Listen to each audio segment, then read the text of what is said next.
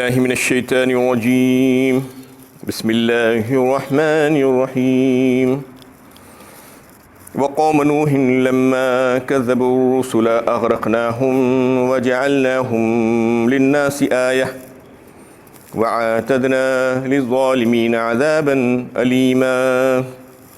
اور نوح کی قوم کو جب انہوں نے پیغمبروں کو چھٹلایا تو ہم نے انہیں بھی غرق کر دیا۔ ہم نے ان کو لوگوں کے لیے باعث عبرت بنایا، ان کا انجام بد دکھا دیا۔ ہم نے ظالموں کے لیے آخرت میں دردناک عذاب تیار کر رکھا ہے۔ اس میں نبی صلی اللہ علیہ وسلم کی تسلی کے لیے اور آپ کی تقویت قلب کے لیے اللہ تعالیٰ پیغام دے رہے ہیں۔ انہیں پچھلی آیت سے بات چل رہی ہے کہ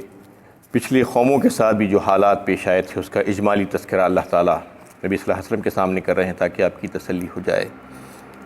اس سے پہلے حضرت موسیٰ اور حضرت ہارون علیہ السلام کا تذکرہ آیا تھا، اور پھر اس میں نوح علیہ السلام کا تذکرہ آیا۔ تمام واقعات کا بیان کرنے کا مطلب یہ ہے کہ ایسے حالات اس سے پہلے بھی پیش آئے ہیں اور انہوں نے صبر کیا، اس کے بعد پھر ہم نے ان کی مدد فرمائی اور پھر ان کو غالب کر دیا ان کے دشمنوں کے اوپر، اور ایسا ہی یقیناً ہم آپ کے ساتھ کریں گے، آپ اس کی فکر نہ کریں۔ اور پھر نوح علیہ السلام کا تذکرہ اس میں کیا جا رہا ہے کہ نوح علیہ السلام کی قوم نے بھی ان کو چھٹلایا تو پھر ہم نے ان کو غرق کر دیا، اور پھر انہوں نے جو ہے نبیوں کو نہیں مانا اور ان کی تکذیب کی تھی۔ پھر اس کے بعد ہم نے ان کو لوگوں کے لیے عبرت کی نشانی بنا دی۔ وَأَعْتَدْنَا لِلظَّالِمِينَ عَذَابًا أَلِيمًا، اور پھر ہم ظالموں کے لیے ایسا ہی دردناک عذاب تیار کر کے رکھتے ہیں۔ وَعَادًا وَثَمُودَ وَأَصْحَابَ الرَّسِّ وَقُرُونًا بَيْنَ ذَلِكَ كَثِيرًا۔ عاد و سمود اور وہ لوگ جو ایک کنویں پر آباد تھے اور ان کے درمیان بہت سی جماعتوں کو ہلاک کر ڈالا۔ اور پھر قوم عاد اور قوم ثمود اور اصحاب الرس کا ذکر کیا ہے۔ اس میں اصحاب الرس کے معنی، رس کے معنی آتے ہیں کنویں کے، اور کنویں پر ایک قوم آباد تھی تو اس کو اصحاب الرس کہا گیا۔ وہ لوگوں نے بھی انہیں نبیوں کی بات کی تکذیب کی تو پھر ان کو بھی اللہ تعالیٰ نے فرمایا کہ ہم نے ان کو غارت کر دیا۔ وَكُلًّا ضَرَبْنَا لَهُ الْأَمْثَالَ وَكُلًّا تَبَّرْنَا تَدْبِيرًا، اور ہم نے ہر ایک امت کو نہایت ہی مؤثر انداز میں مثالوں کے ذریعے سمجھایا کہ وہ قومیں کس طرح تباہ ہوئی، مگر انہوں نے اس سے عبرت حاصل نہ کی تو ہم نے سب کو ہلاک کر دیا۔ اس کے بعد ایک کے بعد دیگرے قومیں آتی گئی اور نبیوں کی تکذیب کرتی گئی۔ ہم نے ان کو مثالوں کے ذریعے سے، دلائل کے ذریعے سے بہت سمجھانے کی کوشش کری، لیکن انہوں نے نہیں مانا تو ہم نے سب کو ہلاک کر دیا اور غارت کر دیا۔ وَلَقَدْ أَتَوْا عَلَى الْقَرْيَةِ الَّتِي أُمْطِرَتْ مَطَرَ السَّوْءِ أَفَلَمْ يَكُونُوا يَرَوْنَهَا بَلْ كَانُوا لَا يَرْجُونَ نُشُورًا۔ اور یہ کافر اس بستی پر سے گزر چکے ہیں جن پر بری طرح پتھر برسائے گئے تھے، کیا انہوں نے اس بستی کے کھنڈرات کو اپنی آنکھوں سے دیکھا نہیں؟ بلکہ وہ موت کے بعد اٹھائے جانے اور اچھے و برے اعمال کی جزا و سزا پانے کا یقین ہی نہیں رکھتے۔ اس میں اللہ تعالیٰ فرما رہے ہیں کہ ایک بستی جس پر سے ان کا گزر ہوتا ہے، یعنی کفار مکہ کا، ملک شام کے سفر کے دوران اس پر ہم نے پتھروں کی بارش کی تھی۔ یہ کون سی بستی تھی؟ قوم لوط۔ اس پر جو ہے اللہ تعالیٰ نے پتھروں کی بارش کر دی تھی، اور جہاں پر لوط علیہ السلام کو پیغمبر بنا کر بھیجا گیا تھا، وہ لوگوں کی، ان کی قوم کی نافرمانی اور بدکرداری کی وجہ سے اللہ تعالیٰ نے ان پر عذاب بھیجا پتھروں کا۔ فلما جاء امرنا جعلنا عالیہا سافلہا وامطرنا علیہا حجارۃ من سجیل منضود مسومۃ عند ربک وما ہی من الظالمین ببعید۔ سورہ ہود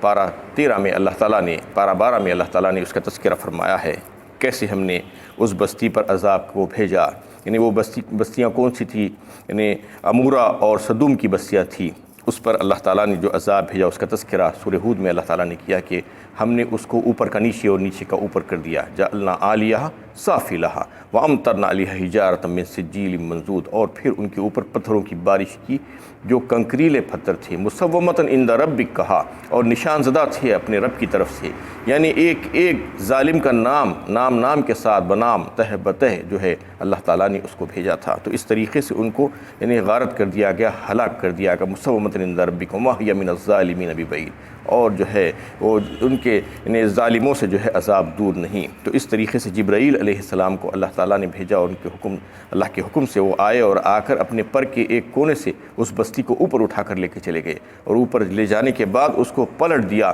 اور پلٹ کر نیچے پھینکا، پٹک دیا گیا۔ تو اس وجہ سے آج بھی وہ جو ہے بحر مردار اور ڈیڈ سی کے نام سے جانا جاتا ہے کہ اس میں جو پانی ہے اس میں زندگی نہیں ہے، لائف نہیں ہے، کیونکہ اس میں جو تحقیق کی گئی ہے اس سے یہ پتہ چلا ہے کہ سالٹ کا ریشو اتنا زیادہ ہو گیا ہے اس میں دوسرے پانی کے مقابلے میں کئی گنا، تقریباً 6 ٹائمز یا 8 ٹائم جو ہے بڑھ گیا ہے سالٹس کا ریشو۔ اس کی وجہ سے ڈینسٹی بڑھ گئی ہے پانی کی، ڈینسٹی بڑھنے کی وجہ سے اس میں کسی قسم کی کوئی زندگی کے آثار نہیں ہے، کوئی مچھلی، کوئی مینڈک، کوئی کیڑے مکوڑے بھی اس میں زندہ نہیں رہ سکتے۔ اور پھر اس میں کوئی اگر پانی میں کودتا ہے، گرتا ہے تو وہ ڈوبتا نہیں بلکہ اوپر ہی رہ جاتا ہے، تیرتا رہتا ہے، چاہے وہ ہاتھ پیر مارے یا نہ مارے، اس وجہ سے کہ اس کی ڈینسٹی بڑھ گئی۔ یہ اللہ کا عذاب تھا اور اس کو اللہ تعالیٰ نے اپنی ایک عبرت کی نشانی کے طور پر رکھ کر چھوڑا ہے۔ ڈیڈ سی کے نام سے آج بھی لوگ اس کو ایک تفریح کا مقام بنا لیے ہیں، حالانکہ وہ ایک عبرت کا مقام ہے۔ تو اس کا تذکرہ اللہ تعالیٰ اس میں کر رہے ہیں کہ اس پر ہم نے عذاب کو بھیجا تھا کیونکہ ان کی قوم نے ان کی بات کو نہیں مانا تھا اور جو ہے نافرمانی کی تھی، ان بد کرداری میں لگ گئے تھے۔ بل کانوا لا یرجون نشورا۔ اور پھر آیت کے آخری ٹکڑے میں ایک بہت ہی اہم بات اللہ تعالیٰ فرما رہے ہیں کہ آخر یہ لوگ کفار مکہ ان بستیوں پہ سے گزرتے ہیں اور دیکھتے ہیں اس میں کیا حالات ہے، عبرت کے جو واقعات پیش آئے تھے، اس کے باوجود ان کو ان باتوں سے عبرت کیوں نہیں مل رہی ہے، یہ پوچھ رہے ہیں۔ اس کے بعد پھر اس کا جواب قرآن دے رہا ہے کہ اس وجہ سے نہیں مل رہی ہے کہ وہ لوگوں کا یہ یقینی نہیں ہے، یہ امید نہیں ہے ان کو کہ ایک دن مرنے کے بعد دوبارہ اٹھایا جانا ہے، کہ اس امید جو ہے ان کی ختم ہو گئی ہے، یقین ختم ہو گیا ہے، اس لیے اس قسم کے وہ کام کر رہے ہیں۔ ان ہی الا حیاتنا الدنیا نموت و نحیا وما نحن بمبعوثین، کہا سورہ مومنون پارہ 18 میں اللہ تعالیٰ نے وہ کفار کا قول نقل کیے ہیں کہ یہ لوگ زندگی میں یہ سمجھتے ہیں کہ دنیا ہی کی زندگی ہے، یہیں کی زندگی ہے، کہتے ہیں کہ ان ہی الا حیاتنا الدنیا نموت و نحیا، جو کچھ بھی کرنا ہے یہیں پر کر لو، یہیں پر مریں گے، یہیں پر زندہ ہوئے ہیں، یہیں پر زندہ ہوں گے، ایک کے بعد دیگرے، تو اس طریقے سے جو ہے عیش کر لو، اس کے بعد کچھ بھی نہیں ہے، سوال و جواب اور آخرت والی زندگی، مرنے کے بعد دوبارہ اٹھائے جانے کا کوئی تصور نہیں ہے، یہ کہتے تھے۔ اس لیے جو ہے جو دل میں آیا وہ کام کرتے تھے۔ اس کے تعلق سے ایک واقعہ بیان کیا جاتا ہے کہ عاص بن وائل جو مشہور سردار تھا مشرکوں کا، اللہ کے نبی صلی اللہ علیہ وسلم کا دشمن، وہ جو ہے ایک دفعہ یہ ہوا کہ حضرت ایک دوسرے صحابی رسول تھے، ان کے پاس جا کر لوہار کا جو کام کرتے تھے حضرت ارت، تو ان کے پاس جا کر ان سے کام کروایا اور پھر ان کا پیسہ نہیں دیا۔ جب دوبارہ وہ ان کے پاس واپس گیا اور کام کروانے کے لیے، تو انہوں نے کہا کہ خباب بن ارت جن کا نام تھا، تو پیسہ مانگا انہوں نے اس سے کہ میرا پیسہ دے، تو اس نے کہا کہ نہیں، تجھے پیسہ نہیں دوں گا جب تک کہ تو یہ بات نہ کہہ دے کہ محمد صلی اللہ علیہ وسلم کے تعلق سے تو کفر نہ کر دے، کفریہ کلمہ نہ کہہ دے۔ تو انہوں نے کہا کہ یہ بات تو مر کر اگر زندہ بھی ہو جائے گا تو اس وقت بھی نہیں کہوں گا، یہ کہا۔ تو اچھا، تو ہنستے ہوئے یہ کہنے لگا کہ مر کر دوبارہ زندہ ہونا ہے تو پھر اگر ایسا ہی ہے تو پھر میں تجھے وہاں پر دے دوں گا، یہاں پر تجھے دوں گا نہیں پیسہ، یہ کہہ کر اس نے جو ہے ان کے مال کو ٹھکرا دیا اور مال واپس کرنے سے انکار کر دیا۔ یہی معاملہ آج، یہی عقیدہ آج کروڑوں انسانوں کا ہے دنیا میں، یعنی یہ سمجھ بیٹھے ہیں کہ یہ دنیا ہی سب کچھ ہے، دنیا ہی میں جینا اور مرنا ہے، مرنے کے بعد دوبارہ اٹھائے جانے کا تصور لوگوں کے پاس نہیں ہے۔ یہی وجہ ہے کہ آج بہت سے لوگ، دیکھیے آپ، لوگوں کا حق غصب کر لیتے ہیں، مار لیتے ہیں لوگوں کا، یعنی بدچلنی ہو گئی ہے، اور حرام مال کا کھانا، گناہ اور یہ اس قسم کے جو کام ہے وہ بہت زیادہ بڑھ گئے ہیں، اسی وجہ سے کہ مرنے کے بعد دوبارہ اٹھائے جانے کا تصور ان کے پاس سے ختم ہو گیا ہے۔ بدقسمتی سے اس میں بہت سے نام نہاد مسلمان بھی شامل ہو گئے ہیں، وہ بھی ایسا ہی کرتے ہیں، اپنے طاقت کے بلبوتے پر، اپنے زور کے بلبوتے پر، اپنی قوت کے بلبوتے پر کمزوروں اور مجبوروں اور محتاجوں کے مال کو ہڑپ لیتے ہیں، ان کی جائیدادوں پر قبضہ کر لیتے ہیں، ان کے مال کھا لیتے ہیں، اور نہ صرف مال بلکہ ان کی عزت پر بھی ہاتھ ڈال دیتے ہیں، یعنی ان کی بہنوں اور ان کی بیٹیوں کو بھی اٹھا لیتے ہیں اپنے زور زبردستی سے۔ یعنی ایسے دیہاتوں میں چودھری قسم کے جو لوگ ہوتے ہیں وہ اس قسم کا کام بہت کرتے ہیں، یعنی ان کے اوپر کسی قسم کا کوئی قانون نہیں چلتا ہو، بس وہ اپنی قوت کے بلبوتے پر سب کچھ کر بیٹھتے ہیں۔ جب ان سے کہا جاتا ہے کہ ایسا مت کر، دیکھ تجھے اللہ کے پاس جانا ہے، مرنے کے بعد خبر میں کیا جواب دے گا، اللہ کے پاس جا کر کیا جواب دے گا، تو یہ کہتے ہیں کہ چل بس اپنے پاس رکھ اپنی بات، مجھے مت سمجھا، مجھے سب کچھ معلوم ہے۔ یہ عقیدہ آج جو ہے ان لوگوں کا ہو گیا ہے۔ تو اس کے لیے ایک بہترین فارمولہ ہے، وہ جو ہے بالکل واضح ہے، یہ بات اچھی طریقے سے سمجھ لینا لینا چاہیے ہر ایک کو کہ ایمان کے جو 3 جز ہیں اس میں جو ہے آخری عقیدہ جو ہے، عقیدے کا جو جز ہے عقید آخرت میں جو جتنا مضبوط ہوگا اور جس کو یہ پورا یقین ہوگا کہ مرنے کے بعد دوبارہ زندہ ہو کر اٹھائے جانا ہے اور پھر میرے رب کے سامنے حاضری ہوگی روبرو، اور پھر وہاں پر ایک ایک ذرے کا، ایک ایک لمحے کا حساب لیا جائے گا، تو جتنی مضبوطی کے ساتھ اس کے بعد یہ عقیدہ جمع رہے گا اتنی ہی مضبوطی کے ساتھ وہ جو ہے مال حرام سے بچ سکتا ہے اور اتنا ہی وہ جو ہے گناہوں سے بچ سکتا ہے۔ اس کے برخلاف جس کا عقیدہ انتہائی کمزور ہوگا اور بالکل ختم ہی ہو جائے گا کہ مرنے کے بعد دوبارہ زندہ اٹھائے جانے کا تصور ختم ہو جائے گا اس کے پاس، تو پھر وہ جو ہے مال حرام سے نہیں بچ پائے گا۔ آج دنیا میں دیکھیے جو لوگ جو ہے یعنی بڑے بڑے مذہبی قسم کے نظر آتے ہیں آپ کو، اور جو ہے بڑے دیندار قسم کے مسلمان بھی جو ہیں، جو حلیے سے، جو لباس سے اور جو اپنی اعمال سے ایسے ظاہر ہوتے ہیں کہ بڑے مذہبی قسم کے دیندار لوگ ہیں، لیکن وہ لوگ مال حرام سے بچ نہیں پا رہے ہیں۔ کیوں نہیں بچ پا رہے ہیں؟ یہی وجہ ہے کہ ان کا عقیدہ بہت کمزور ہو گیا ہے، بالکل ختم ہو گیا ہے کہ مرنے کے بعد دوبارہ زندہ ہونا ہے اور اللہ کے روبرو حاضری ہے اور پھر وہاں پر مجھے ایک ایک ذرے کا حساب دینا ہے، یہ بھول گئے ہیں۔ اس لیے یہاں پر جو ہے رشوت بھی کھاتے ہیں، سود بھی کھاتے ہیں، اور جو ہے لوگوں کے گھروں کو، جائیدادوں کو کرائے پر لے کر اس پہ قبضہ کر لیتے ہیں، اس کو واپس دینا نہیں چاہتے۔ اس طریقے سے شادی بیاہ کے موقع پر تو دیکھیے کہ آپ کیسی اندھیر نگری چلتی ہے، یعنی لڑکی والوں کو اتنا ستاتے ہیں، اتنا ظلم کرتے ہیں ان کے اوپر کہ کچھ کہہ نہیں سکتے آپ۔ اتنا آج رشتے کا آنا مشکل ہو گیا ہے، لڑکیوں کی شادیاں ہونا مشکل ہو گیا ہے کہ کیسی کیسی چیزیں مانگی جاتی ہے، جوڑے کے نام پر، گاڑی کے نام پر، کھانے کے نام پر، کیا کیا چیزیں جہیز کے نام پر اتنا مانگا جاتا ہے کہ ان کو جو ہے انہیں ختم کر دیا جاتا ہے، مار دیا جاتا ہے لڑکی والوں کو کہ وہ بے بس ہو جاتے ہیں کہ اس کے بعد جو ہے دیکھیے آپ چندے کے نام پہ پیسے وصول کر کے کھا جاتے ہیں، اوقاف کی جائیدادوں کو بیچ کر کھا جاتے ہیں، کیا نہیں کرتے، یعنی حتیٰ کہ آخر میں چمڑے بھی کھا جاتے ہیں، جرم قربانی کو جمع کر کے بھی کھا جاتے ہیں۔ یہ مال حرام کھانے کا جو آج جو چلن ہو گیا ہے، یہ اسی وجہ سے ہو گیا ہے کہ یہ لوگوں کو یقین نہیں ہے۔ اگر یقین پیدا ہو جائے گا، یہ ایک بہترین فارمولہ ہے، اس پہ فٹ کر کے دیکھ لیجئے آپ اپنے آپ کو اور محاسبہ کر لیجئے کہ واقعی میں جو ہے اگر ہمارے پاس یعنی اللہ کے روبرو حاضری کا اگر یہ عقیدہ پکا ہو گیا ہے اور مرنے کے بعد دوبارہ زندہ ہونا اور پھر اللہ کے سامنے جا کر جواب دہی، تو پھر اس کے بعد ہم مال حرام نہیں کھا سکتے، ہم گناہ کے کام نہیں کر سکتے، ہم بدیوں کے کام نہیں کر سکتے، ہمیں جو ہے وہ چیز روک دے گی کیونکہ جو ہے بڑی عدالت میں جانا ہے۔ یہاں پر آپ کو کہیں پر کسی کے پاس جا کر جواب دہی کا اگر احساس ہوتا ہے، ایک انسان کے پاس بھی، تو آپ بہت سے کاموں سے رک جاتے ہیں، لیکن اللہ کے پاس کی جواب دہی کا لوگ بھول گئے ہیں، اس لیے مال حرام کھا کھا کر جو ہے اپنی زندگیوں کو گزار رہے ہیں۔ یہ جو ہے اگر سمجھ میں آ جائے گی بات، تو پھر اس کے بعد جو ہے بہت سے کام خود بخود وہ رک جائیں گے، ان کو روکنے کی ضرورت نہیں پڑے گی۔ وَإِذَا رَأَوْكَ إِن يَتَّخِذُونَكَ إِلَّا هُزُوًا هَذَا الَّذِي بَعَثَ اللَّهُ رَسُولًا، اور یہ لوگ جب آپ کو دیکھتے ہیں تو آپ کی ہنسی اڑاتے ہیں اور کہتے ہیں کیا یہی وہ شخص ہے جس کو اللہ تعالیٰ نے رسول بنا کر بھیجا ہے؟